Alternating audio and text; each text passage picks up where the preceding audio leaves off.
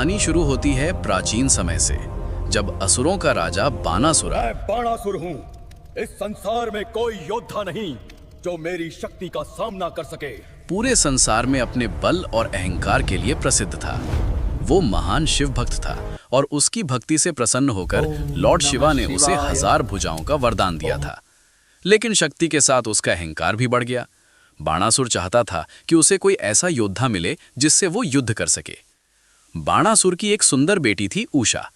एक रात उसे सपने में एक वीर राजकुमार दिखाई दिया और वो उससे प्रेम करने लगी। उसकी सखी चित्रलेखा ने अपनी दिव्य शक्ति से उस राजकुमार की पहचान की।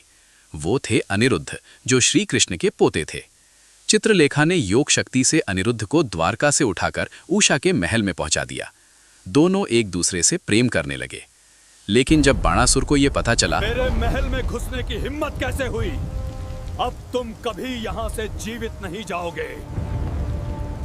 जब यह समाचार द्वारका पहुंचा तो श्री कृष्ण, बलरामा और पूरी यादव सेना बाणासुर के राज्य शोणितपुर की ओर चल पड़े।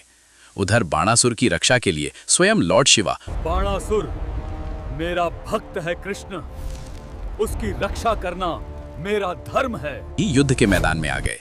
अब युद्ध सिर्फ 2 सेनाओं का नहीं था, बल्कि 2 महान देवताओं के बीच होने वाला था। युद्ध का मैदान भयंकर हो उठा।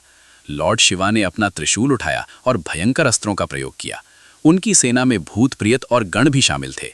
वहीं श्री कृष्ण ने अपने दिव्य सुदर्शन चक्र और शारंग धनुष से युद्ध किया। दोनों के दिव्य अस्त्रों की टक्कर से आकाश कांप उठा। देवता भी इस अद्भुत युद्ध को देखकर आश्चर्यचकित हो गए। अंत में श्री कृष्ण ने अपनी दिव्य शक्ति से लॉर्ड शिवा को क्षण भर के लिए शांत कर दिया और बाणासुर की 1000 भुजाओं में से अधिकतर काट दी। जब बाणासुर हार गया, तब लॉर्ड शिवा ने श्री कृष्ण से प्रार्थना की कि वो उनके भक्त को जीवन दान दे। श्री कृष्ण ने शिवजी का सम्मान करते हुए बाणासुर को क्षमा कर दिया और अनिरुद्ध और उषा का विवाह करा दिया गया। इस प्रकार ये युद्ध समाप्त हुआ, जहां अंत में धर्म, प्रेम और करुणा की विजय हुई। इस कथा से हमें ये सीख मिलती है कि अहंकार चाहे कितना भी बड़ा क्यों ना हो, अंत में विजय धर्म और विनम्रता की ही होती है।